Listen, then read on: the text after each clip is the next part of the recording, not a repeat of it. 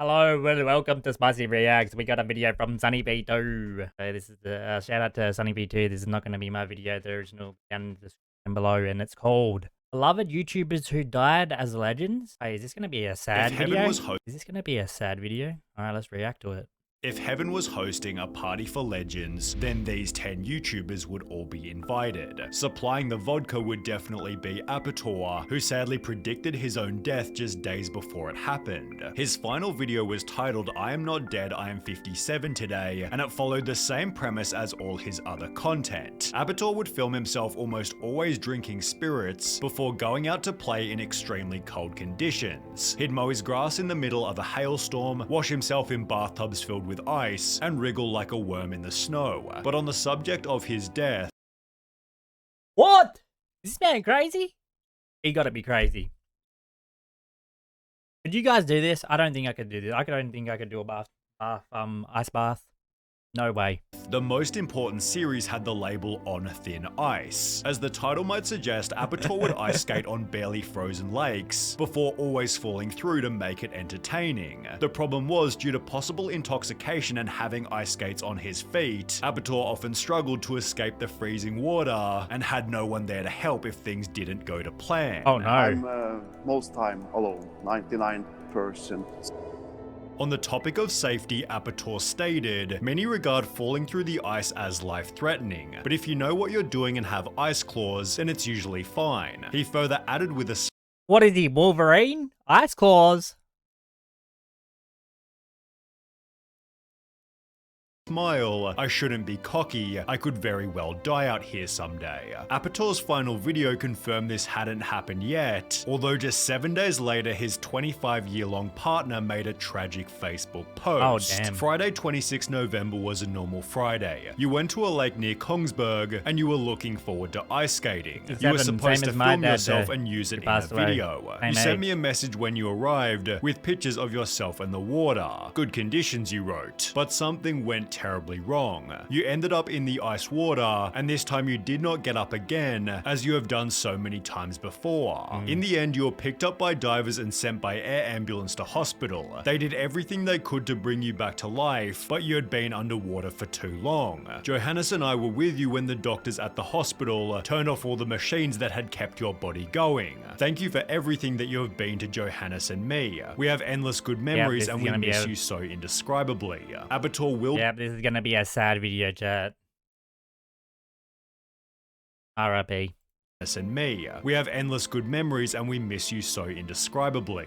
upto will be remembered for living his life to the fullest, while Tommy11 will be remembered for the records that he broke. You see, Tommy had gotten brain cancer at the age of only 12, but dreamed of becoming a famous YouTuber whilst he was still healthy. After 2 months of uploading, Tommy had gained a measly 10 subscribers. However, the Facebook page Velociraptor and its 16 million followers were about to change Tommy's life forever. They'd post a photo of Tommy's channel with the caption, "Let's fulfill a dream. His name is Tommy, unfortunately he has brain cancer, but he has the hope of being known as a YouTuber. It is our time to make a child happy. Shall we help him? Here's Tommy's channel." Only 3 hours and 40 minutes later, a comment showed Tommy had gained 800,000 subscribers, grabbing the attention of Dross Rotzank, El Rubius OMG, Oron Play and the Gref, who sent their combined 100 million subscribers to help with the young boy's dream. Within only 10 days, Tommy had gone from 476 subscribers to 7.2 million, which after growing to 10 million later that year,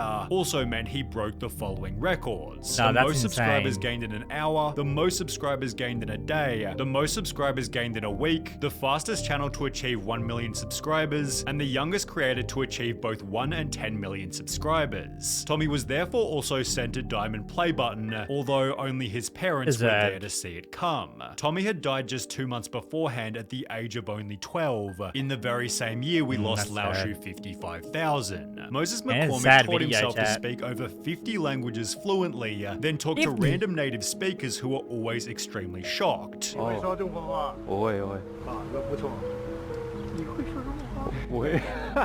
Better yet was when he switched to a second language, or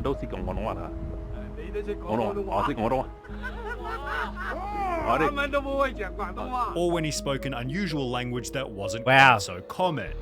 Germany? I'm Hungarian. Oh, Hungarian. Szia, hogy vagy? Hogy vagy?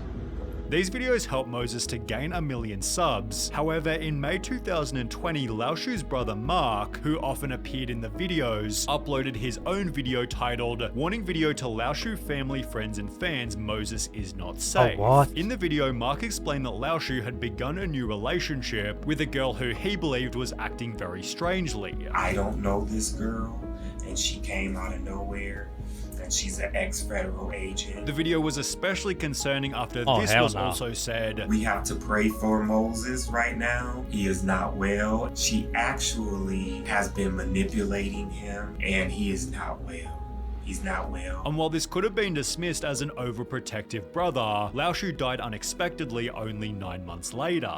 The cause of death was supposedly a heart attack, yet Lao Shu's brother didn't buy it for a second. And it would be a damn lie to tell the world that he died of a heart attack. He'd upload a new video believing Lao Shu was murdered by his girlfriend. In 2020, I shared my concern regarding being associated with that new girl that nobody knew. Also starting an online fundraiser which read, "My brother didn't have any chronic illness and never complained to me about heart issues. When I seen the condition of his body, I immediately knew he was killed." Yet Lao Shu's girlfriend responded to the claims by calling them baseless conspiracy theories.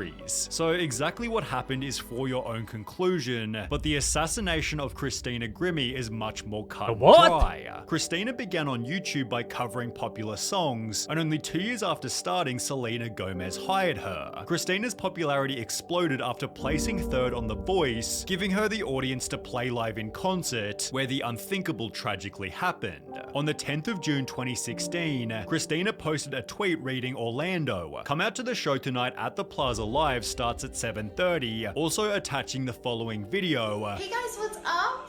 We're in Orlando today. Please come to the show if you live near Orlando, Florida." And as shown by the concert's footage, it went extremely normally. You guys are awesome! Oh my goodness!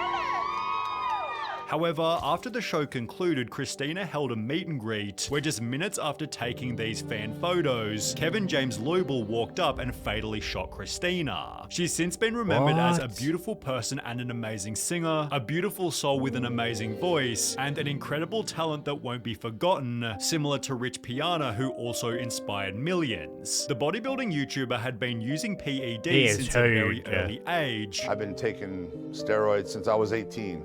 I'm 43, so what is that, 25 years? Accepting the side effects by stating, "I am total 100% aware that damage is being done to my body in the choices I am making. I know for a fact that doing what I'm doing is going to cause damage, but I have made a choice and I'm willing to deal with that. I'm willing to roll the dice, and that's something you have to be willing to do." In 2014, at the age of 43, Rich Piana said this, "I have to say, honestly, I've had no side effects." Although only 3 years after claiming that he'd had 0 side effects, the following video surfaced showing his poor state of health. "Baby, this is not normal. I know. I've seen stuff like this before. I'm afraid."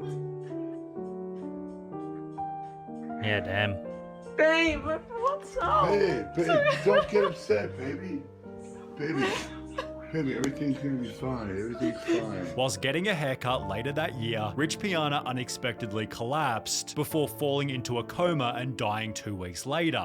His autopsy showed his heart and liver weighed twice the average size, with the following comments summarizing his legacy perfectly. "I respected that guy. He at least didn't hide nothing about what he used. Showed folks how not to do it. RIP Mr. Piana," although sadly Claire Wineland's state of health was a little less voluntary. In fact, Claire Wineland began on YouTube by talking about her health. "I have something called cystic fibrosis, which is a genetic disease, meaning you're born with it. As you get older, it gets worse. I've nearly died 6 times. And despite being born with cystic fibrosis, Jesus. it became substantially worse from the second she started uploading. Over the past 6 months or so, my health has declined dramatically. Just took a friggin' plummet. 2 months later, Claire explained that things had gotten worse again. You know, like, I couldn't work. I've never felt more embarrassed in my entire life.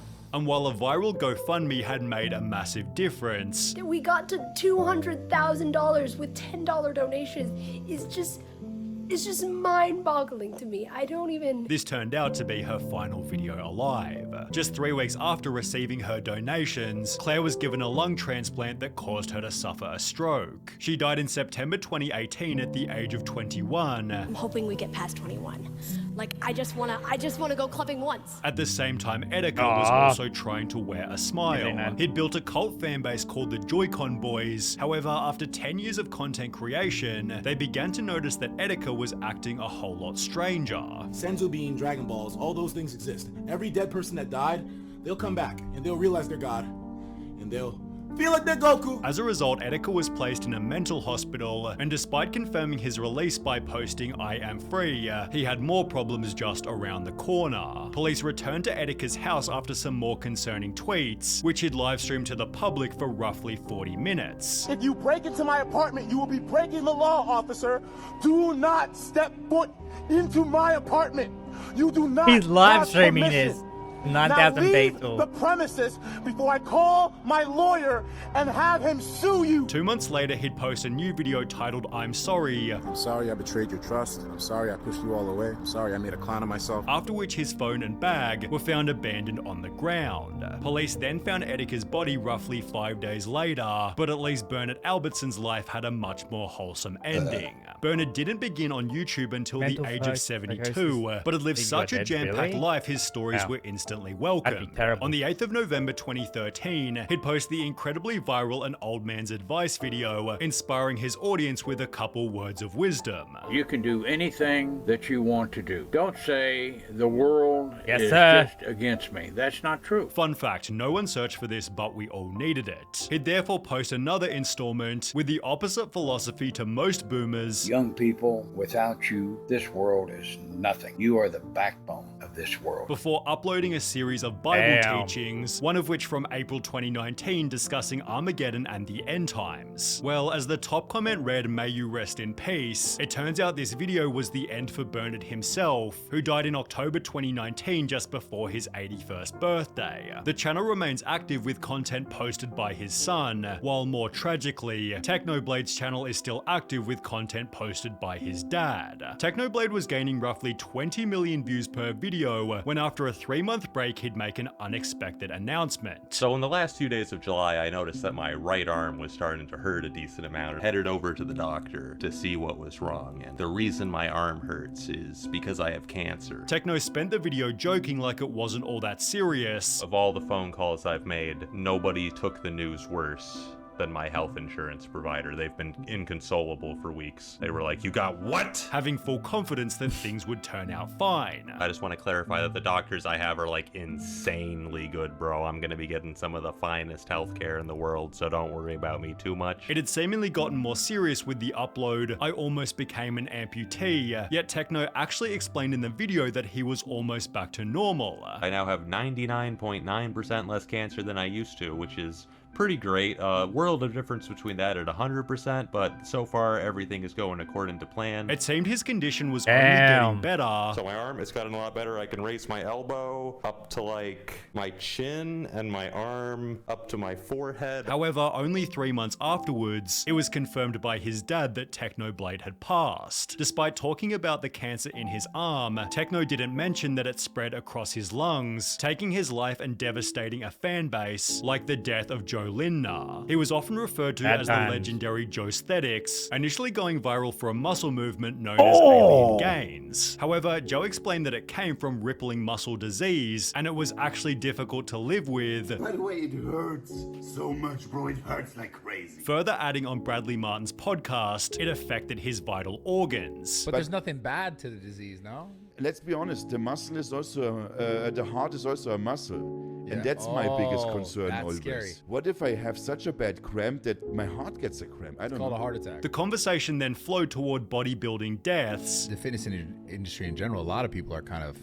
you know, going out. Yet neither Brad or Joe could have ever guessed that only 23 days later Joe would meet a similar fate. His girlfriend announced his death via Instagram, the cause of which being a brain aneurysm, remembering her partner with a pretty accurate description. An amazing and incredible person in this world. And what a sad video. Shout out to SunnyV2 for the video.